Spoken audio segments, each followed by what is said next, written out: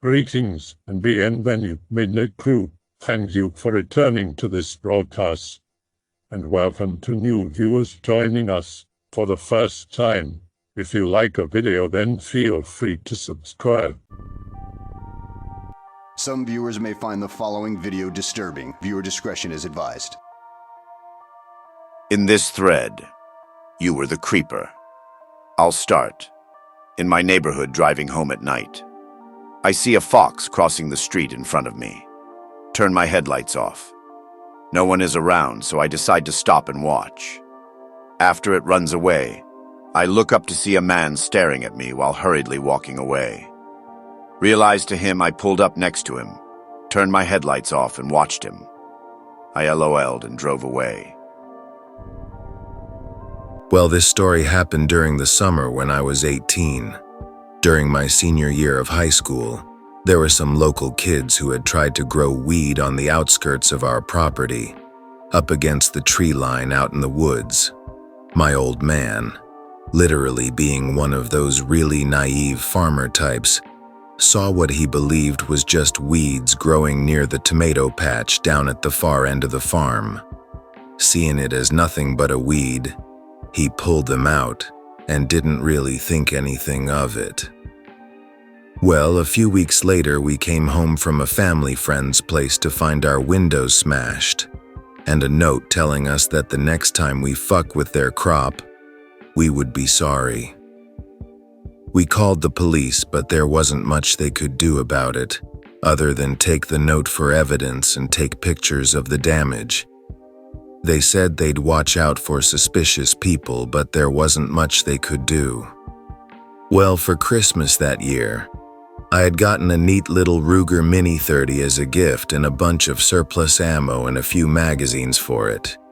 Just a nice little carbine to replace my Marlin 22, which was having problems taking down foxes and coyotes. Back to the story, my father was going to take a trip out to spend a month in Alaska with my uncle, and I was left to tend to the farm. Sometime around late May or early June, right before he left for his trip, I took I-Trip out to the edge of the property to look for a chicken that had gotten out of the pen. And sure enough, I saw 5 of those familiar 7-leaf plants growing in a semicircle at the edge of the property, slightly hidden behind the pond with some tall grass obscuring them. That was when I began to formulate my plan. Since my old man was leaving for his Alaskan trip on June 19th, I decided I was going to set a trap. The previous year after the first incident, we had put up over 20 no trespassing signs all over the property and decided that was a good enough warning, but it appeared as though it wasn't enough. I had decided not to tell my father about the new plants growing because I didn't want to involve the police, nor get him worried, especially with his bad heart. Anyway, in the days leading up to his trip, I had stocked up on food and then parked my car in the barn to make it appear as though I was gone. During the day, I moved some of our high-powered fence lights all around the house. I tested it one night, and it lit the place up for almost 100 yards in all directions. These lights are the kind that are normally on the fence along the cow pasture to illuminate the entire pasture at night, in case we have to find a cow that has gotten hurt or refuses to come back in, etc. My trap was now set. It was now simply a waiting game, living indoors on the computer, waiting for Dad to leave for his trip. Anyway, the date of the trip came and passed, so I decided it was now or never.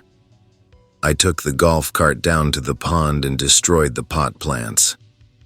I made it very clear that I intentionally ripped them out, ripping them up into shreds and leaving a note that told them to keep the hell off of my property, albeit in a much less than civil language.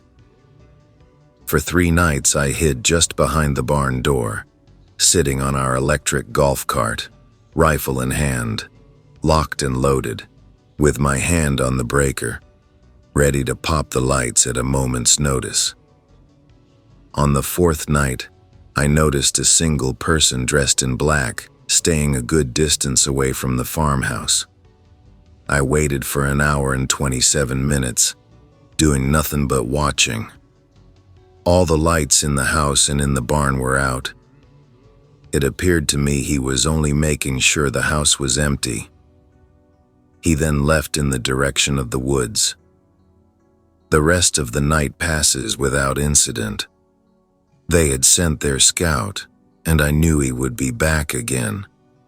I didn't know if he'd bring friends, but now all I had to do was wait. This was it, the fifth night. I knew they would return, and I had taken a 5-hour energy and drank 2 Red Bulls. These were completely unnecessary as I was on edge the entire night. Now it was nothing more than a waiting game. The hours passed as though time had come to a stop. Minutes dragged into hours as I waited, straining my eyes against the horizon, looking for the slightest movement. Nature was on my side as the animals were all unnaturally quiet, and the moon was bright. Sure enough, I saw movement at the edge of the tree line moving towards the farmhouse. I checked my watch. It was 2:17 a.m. They moved agonizingly slowly. As they got closer, I looked through my binoculars, and by their silhouettes I knew one had a baseball bat and another appeared to have a crowbar. They stayed in a group and got closer. My heart was racing and my hands were sweating. This was it. I had only a few more seconds before they would fan out and start breaking shit. All of my muscles were tense, sweat pouring off of me. I had to go. It all happened at once. My left hand flipped the breaker and the entire house was lit up as if it was daytime. I floored the golf cart, flying through the unlocked farm door, screaming and laughing as loud as I could. A 30-round magazine in the Mini 30. I couldn't have been more than 200 feet away and was closing fast. For a split second, I saw the surprise in their faces turn to fear as they could see my gun. Blood pumping faster than ever, adrenaline making me twitch and laughing like a madman, these kids bolted. For whatever reason, they didn't split up. They all stayed in a rather loose group, heading in the same direction, which was the woods, which were a good 500 yards away.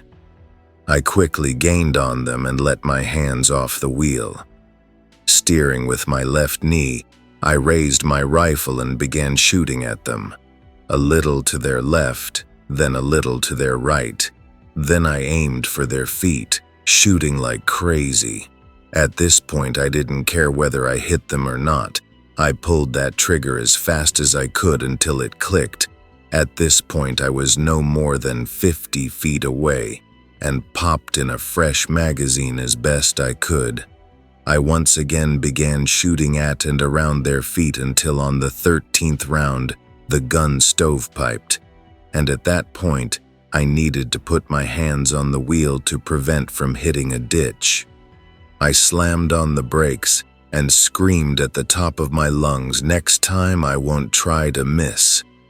That was probably the most thrilling thing I've ever done, and there's no doubt in my mind that those kids would never be back. And since then we've had no new pot plants and never had another visit from them again. I've talked to a lot of people who criticized me for not actually shooting them when I would be justified for doing it. But my life wasn't really in danger, so I didn't want to kill someone over something like broken windows. I walk down a rural forested road in the middle of nowhere. There is thick early morning fog. I am wearing an old frumpy red jacket. I notice the odd car and military vehicles pass by. They generally slow down to figure out why there is a guy in the middle of nowhere. I start to have fun. I climb trees and let out shrieks with my murder face on while wielding a long stick. Cars traveling at normal speed, speed up. Military trucks slow down looking for the source of the odd noise. I make a hobby out of this. One car pulls over. The guys come out looking for what is lurking out there. The large forest produces a confusing echo. I shriek like a hellcat. I am quite proud of my zombie scream. Looking quite disturbed, they open the trunk and arm themselves with guns. I jump from the tree and run out of there. Thankfully, I know the woods like the back of my hand. I reach a clearing and laugh my ass off. I decide it is better to stop doing that. Probably some hunters or farmers who live nearby that went to check out the nutbag terrorizing passing vehicles. Looking back, I should have thrown turds at the cars and lined up dead wildlife along the road. I work at McDonald's, third shift. The lobby is 24 hours as well, so the doors are all unlocked. A skittish girl is on order taking duty. She tells me she saw a documentary on Bigfoot. She is scared to death of Bigfoot. She is wearing a headset. I grab a headset and sneak around back to the ordering speaker. I hit the button on the headset to hear outside at the speaker. I make growling noises and bang on the speaker. I make roaring and more banging. I hear screams from inside. I see a car pulling into the parking lot. I fuck off back inside to be ready to make the order. The headset is beeping. The order-taking girl is not taking the order. I take the order, take the money, and make the food. The girl is still gone. The whole night goes by. She does not turn back up. She calls the next day to say she is sick and cannot come in. I ask her where she went. She got in her car and drove off. I realize it was while I was rounding the other side of the building to come back inside. I tell her a customer last night mentioned seeing something at the back of the building. She hesitantly asks what they saw. I describe myself. She hangs up on me. She shows up for her shift that day and chews me out for 15 minutes. I laugh my ass off the entire time. Get a new phone. At work, third shift again. The opening team comes in. I text friend from my new number. That is a nice white shirt you are wearing. I watch her pick up her phone out of the corner of my eye. She puts it back in her pocket without answering. She begins writing something down. What are you scribbling in that book, my sweet? She picks up her phone again, responds, "Who the fuck is this?" Just a fan, sweetheart. No reason to be alarmed. She picks up her phone, reads the text, puts her phone away. That is right. Pretend I am not here. Good.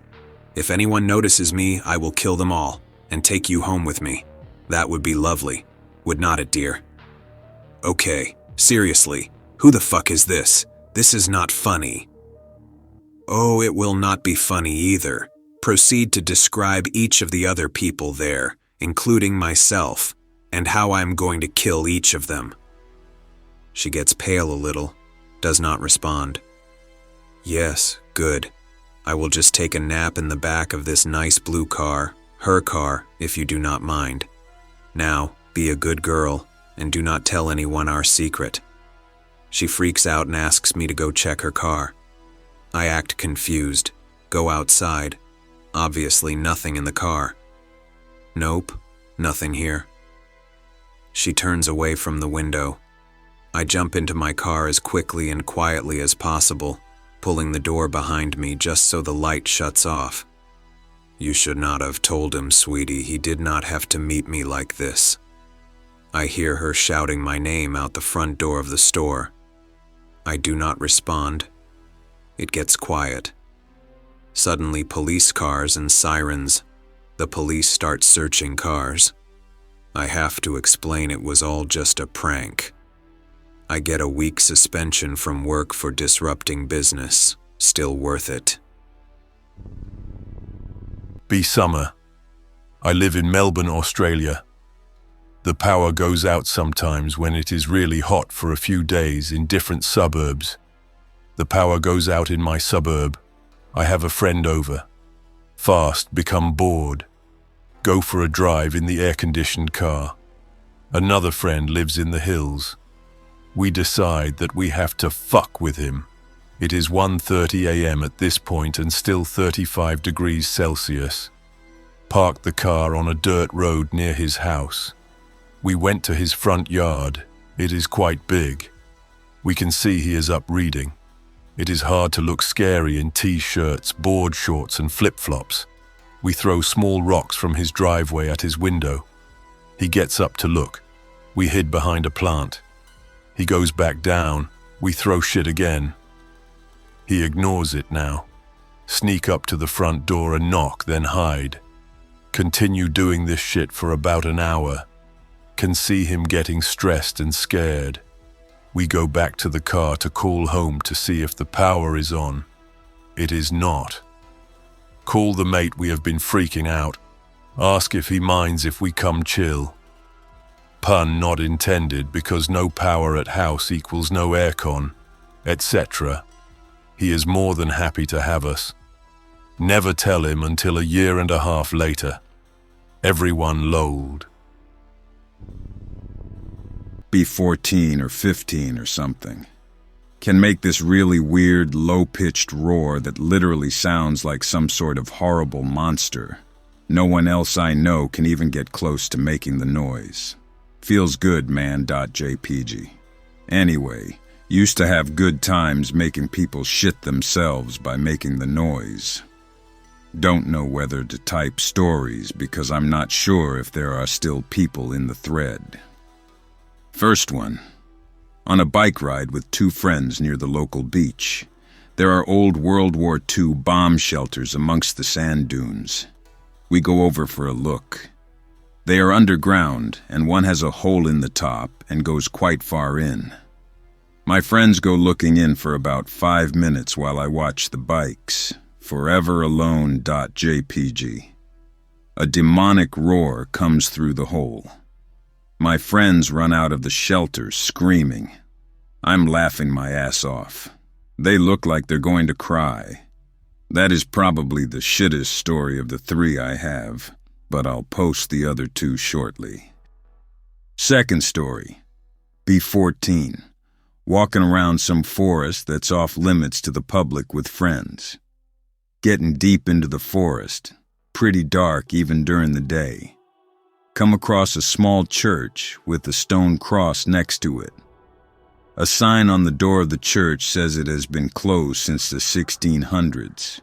Small graves around the edge of the church. Me and my friends are fucking creeped out. Think it's a good time to make friends shit themselves. Stand with a blank expression, staring at the cross, not moving or talking. A friend taps me and asks me what's up. Grab him by the neck and make a horrific roar sound in his face. Scream in a demonic voice, leave this place and never return. Friends all flip their shit and start screaming. The guy I grabbed starts punching the shit out of me and screams himself to the point of nearly crying. Let go of him and start laughing. Other friends join me in laughing after a few seconds. The friend I grabbed is still in shit-scared mode for like 2 minutes. Third story. Walking around a fieldish, forestish area near where I live. In deep forest where no one ever goes. Late at night. A guy walking his dog at the edge of the deep forest area. I make the roar sound. The dog starts barking, and I shit myself. The guy shines a torch in, but doesn't see us. The dog is still barking, but the guy is calling it. Me and my friend start laughing when he's gone. I was an asshole when I was young. Be about 9 years old. I live with people that have a pet wolf that is ridiculously sweet, clumsy, and dumb as a rock. I convince the neighborhood kids that he is practically rabid and will rip their faces off. I tell them that we feed him live chickens and he swallows them whole. Laugh out loud at their terror. This one's more douchey than creepy. Having attempted to greentext it, I've realized it'd end up all jumbled, so fuck off. No greentext here. When I was between 9 and 11, I lived 2 houses down from my best friend. On her property was a lamppost with shitty wiring. When wet, the lamppost would electrocute you a bit if you touched it while it was turned on. The switch for it was located inside the house right next to the front door, which was about 10 feet from the post. We would challenge kids to touch the post longer than we could. One of us would stand inside the doorway controlling the switch. When the kid was touching the pole, the light would be turned on, so they'd last only a few seconds. Then the light would be turned off, and whoever was on pole duty would touch it and be perfectly fine. We did this during the day, and the light was pretty dim anyway, which resulted in not one person ever noticing our trickery. Electrocuting children. Good times. I am hanging out with friends.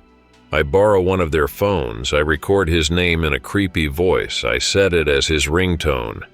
I change my name to gibberish text in his phone. I hide it outside. I record creepy growling and loud breathing noises on my phone. I set it to my ringtone. We go outside for a smoke. While they are smoking, I excuse myself to use the bathroom. I sneak out the front door, around the backyard, and crouch behind the garage. I peek around. They are just sitting there smoking. I call his phone. His ringer goes off. Anon, anon, anon. I can see him tense up. He looks around and finds his phone. He picks it up, hits ignore, puts it in his pocket. I call again. He hits ignore. I call again. He hits ignore. Fuck off, Anon. Damn it, he is on to me. Fuck it, I leave a voicemail of just mumbling gibberish and long pauses of heavy breathing. I start sending text messages with random assy characters and shit. I can tell he is unnerved, but he will not stop acting tough. I sneak back around the garage, past the side of the yard, place my phone quietly in the bushes as close to them as possible, enter back through the front door, and use the house phone. I call my phone.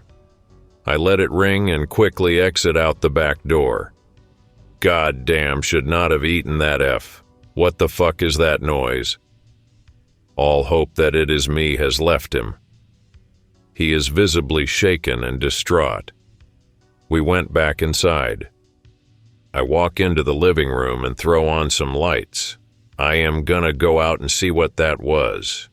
Dude, do not be a wuss. It was probably a fucking rat or something. My friend shuts the fuck up. I go through the kitchen out the back door and grab a bottle of ketchup out of the fridge. I slather some on my face and shirt, grab my phone, call my buddy's phone again. As it is ringing, I throw myself at the living room window, banging and screaming. I slide down dramatically, ketchup-covered hands leaving red stains on the glass. My friends shit a mini Tinker Toy cabin. I cannot hold it in anymore. I start laughing my ass off. They get pissed and hit me in the back of the head. I still cannot stop laughing. I still use the ringtone I recorded to this day. At some kind of summer camp in the woods, they have a flag, and if someone manages to steal the flag, they can exchange it for something. The camp even has kids as guards positioned at the camp the whole night. Me and my friends were in that camp 3 years ago. We decide to steal the flag. We knew where the holes in the fences are. We sneak to the camp around 1 a.m. I am crawling through the hole. Everything is full of thorns and plants. Suddenly, the kids who have guard duty come my way patrolling. I lie there just 3 feet from the path. I decided to just lay there still. Hear kids walking past me. One boy giggles and says, "Look, there lies a dead body." He probably thought I was just some stump or something. Cannot suppress the laugh that is building up. I jump up just after they passed and roar at them. All of them freak out, scream. 2 of them fall down. The others run to the tent screaming for the camp leaders. We escape as fast as we can. We laugh the whole night over this. We decided to try it again next year. Me and my friend. We used to make weird noises to each other, deep noises in our throat. I can't really explain how it sounds, but it's weird. Ha ha. So one time it was raining and we were sharing an umbrella. She had a blue coat and I had a red coat. We're complete opposites. She's tall and blonde, I'm short and brunette. So that on its own must have looked weird. So we're just walking in sync, speaking to each other in our weird voices, saying, "Hey!" over and over. So it's like, "Hey, hey, hey!"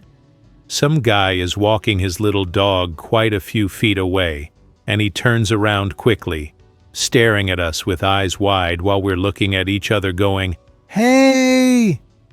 over and over. Then we both turn to him and shout, "Hey!" in the same voice, LOL, and he stops in his tracks and his jaw drops.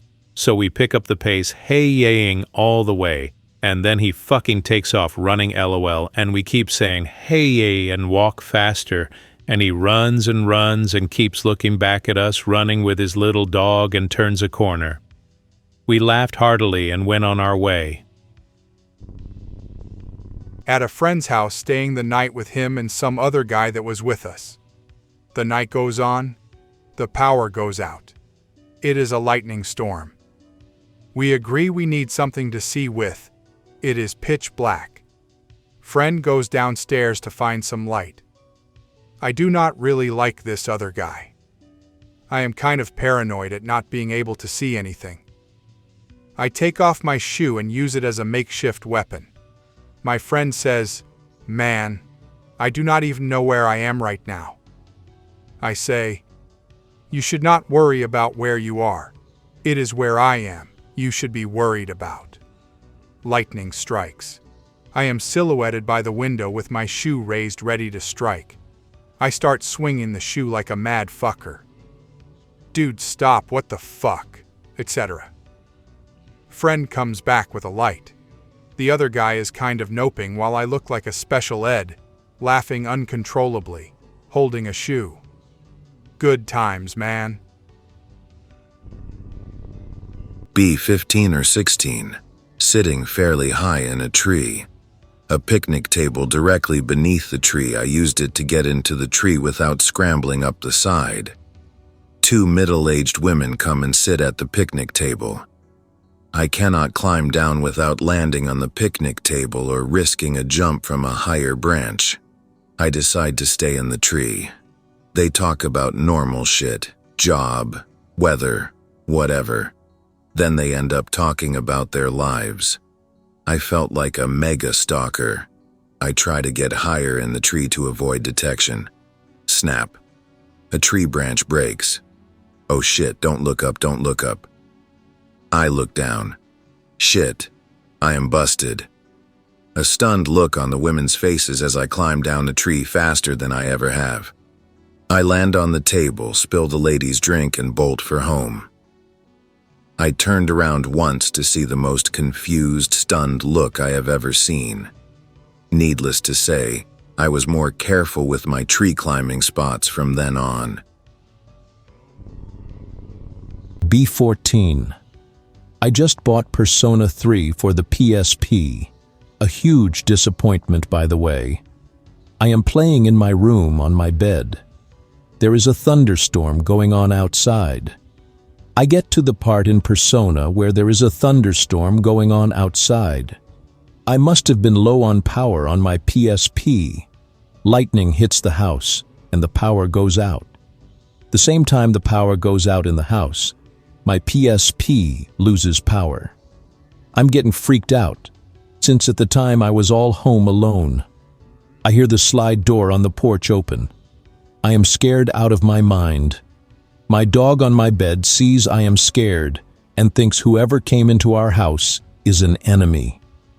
My dog runs out of the room all barking and aggressive as hell.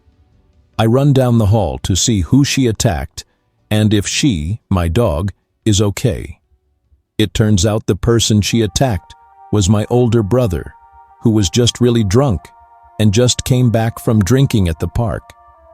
My dog keeps on pushing him and biting him, and he is so drunk he cannot keep his balance, so he is on the ground covering his head.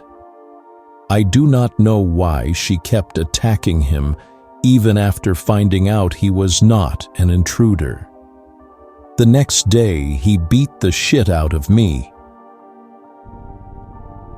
Me and two bros find out that a bunch of fuckers in our class is going to a lake to party that evening.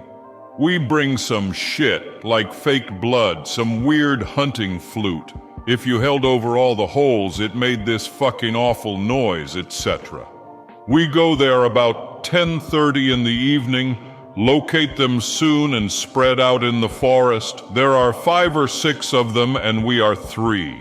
The lake is filled with vegetation and on the side they are on it is like 300 feet of short grass before there is a huge forest. We start to move around, darting from bushes. We are wearing pitch black so you see the silhouettes. We ran with our backs crooked and arms in front of us like T-Rexes. After a while, the fuckers start to notice us. They start to make some ruckus and point and look at the forest.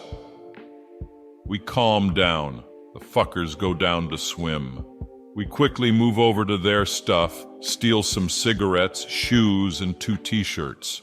They come back. They start a rather big ruckus and start looking around, pacing back and forth. They start to walk fast or jog away. We fire off the flute and follow them.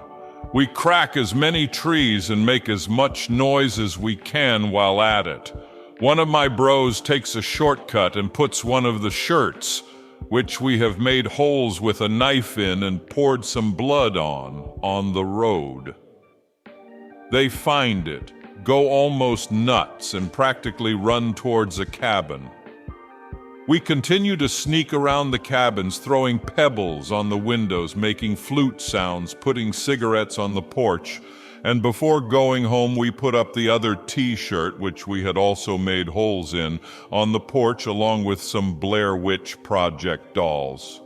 They do not come back to school until a week later. I hope that you enjoyed tonight's broadcast.